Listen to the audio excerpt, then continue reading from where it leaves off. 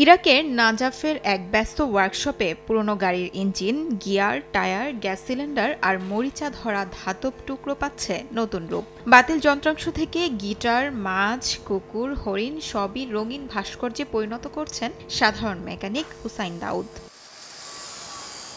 প্রথমে এটি নিছক শখ ছিল বলে জানান হুসাইন, কিন্তু ধীরে ধীরে বুঝতে পারেন এটা কেবল শিল্প নয়, বরং স্ক্র্যাপ আর্ট, যা পরিবেশকে রক্ষা করার এক গুরুত্বপূর্ণ বার্তা বহন করে।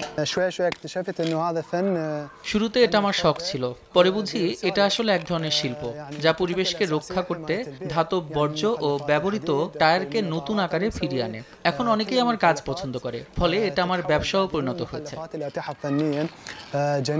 হুসাইনের ওয়ার্কশপে প্রতিটি ভাস্কর্যের অংশ বাছাই করা হয় যত্ন সহকারে। ইঞ্জিনের অংশ, গিয়ার কিংবা স্ক্র্যাপ মেটাল সবই যেন পায় নতুন জীবন।